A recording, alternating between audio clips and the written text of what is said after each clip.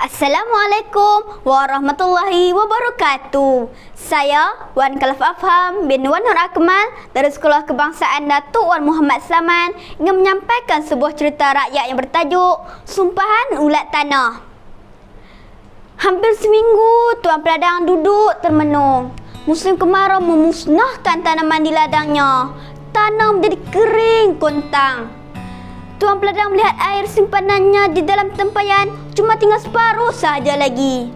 Dia khawatir jika keadaan kemarau terus berlarutan, ini akan mengakibatkan dia mati kehausan. Seekor lembu kepunyaan Tuan Peladang berada di kandang. Sang lembu sangat gembira kerana tidak perlu bekerja di ladang sejak musim kemarau melanda.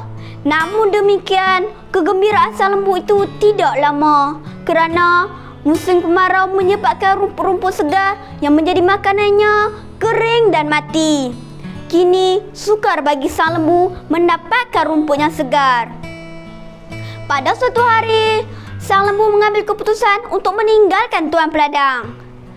Seboleh-bolehnya, sang lembu ingin membuat sesuatu untuk mengubat kesedihan Tuan Peladang. Pada suatu malam, sang lembu telah keluar meninggalkan kandangnya. Sang lembu berjalan untuk mencari sumber air. Setelah jauh berjalan, sang lembu terjumpa dengan sebuah perigi. Sang lembu berfikir, tentulah di dalam perigi itu mempunyai air. Tetapi sungguh malang nasibnya kerana tidak air di dalam perigi tersebut. Sang lembu berasa sedih dan duduk di tepi perigi sambil mengenangkan nasib yang bakal menimpa dirinya.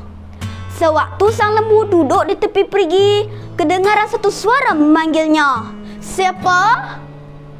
Sang lembu bertanya keheranan. Aku ulat tanah di dalam perigi buta ini.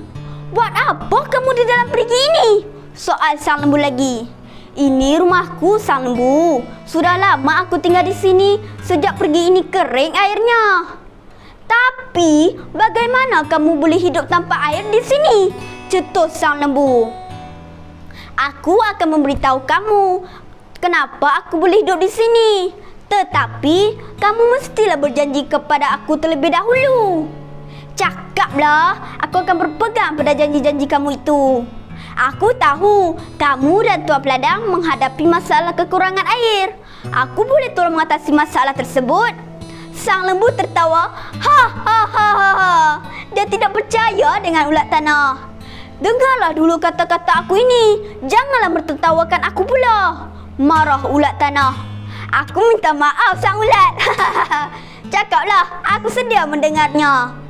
Sebenarnya tanah di dalam perigi ini tetap lembab. Jika digali, pasti mengeluarkan air. Air perigi ini akan penuh semula. Justru itu, aku boleh berikan perigi ini kepada kamu dan Tuan Peladang. Tetapi sebagai ganjarannya, kamu mestilah menyuruh Tuan Peladang menanam sayur-sayuran di sekitar perigi ini. Aku dan kawan-kawanku akan berpindah daripada perigi ini, tetapi tidak jauh daripada kawasan ini juga. Terima kasihlah atas pertolongan kamu itu, sang ulat. Tapi, kenapa tuan aku mesti menanam sayur-sayuran di kawasan perigi ini?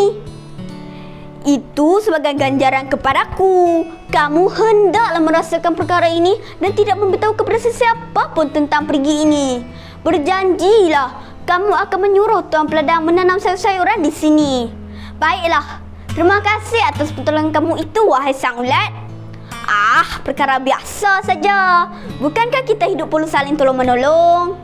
Sang lembu pulang dengan hati yang girang. Didapatinya, Tuan Peladang masih duduk termenung.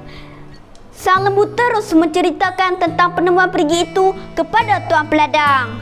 Mendengarkan cerita sang lembu, tanpa berlengah-lengah lagi, Tuan Peladang membawa cangkul dan tangga ke perigi yang dikatakan oleh sang lembu.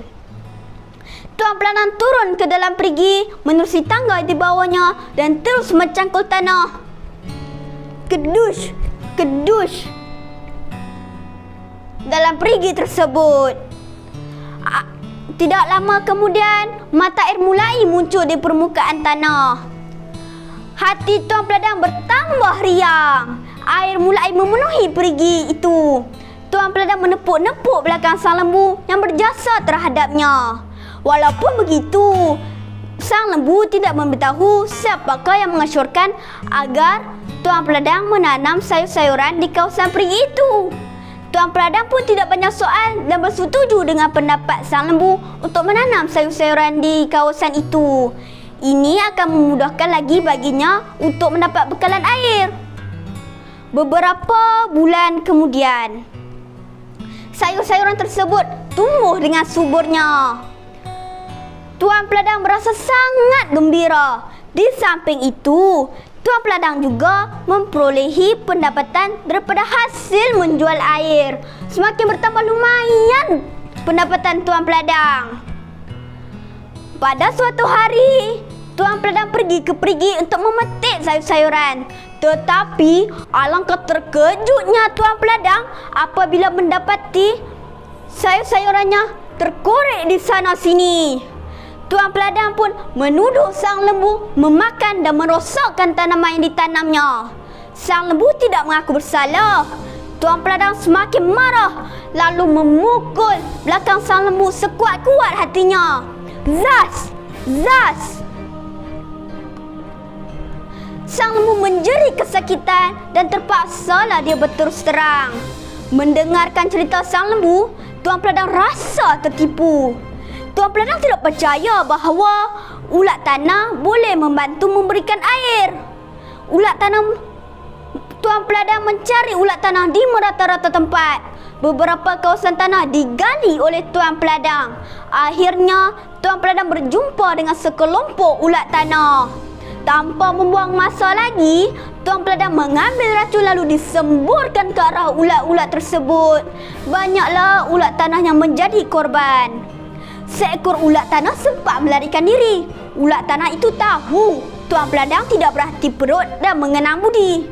Ulat tanah bersumpah untuk membalas dendam. Ulat tanah tidak mahu melihat Tuan Peladang dan sang lembu di kawasannya lagi. Sememangnya sang ulat tanah menyimpan kemarahannya amat sangat. Tiba-tiba air perigi menjadi kering kembali. Habis semua tanaman Tuan Peladang terkulai layu. Tuan Peladang tersentak dengan perubahan mendadak itu. Dia menyesal kerana membunuh ulat-ulat tanah. Sang lembu juga turut bersedih mengenangkan bencana yang bakal diterimanya nanti. Dari satu arah, sang lembu terdengar sang ulat tanah berkata sesuatu. Tidak semua orang itu boleh dijadikan kawan. Lebih baik hidup bersendirian dari berdampingan dengan orang yang tidak tahu mengenang budi. Kini, sang lembu sedar tentang kesilapannya. Dialah yang patut disalahkan kerana memberitahu Tuan Peladang tentang ulat tanah yang tinggal di kawasan itu. Sekian, terima kasih. Assalamualaikum warahmatullahi wabarakatuh.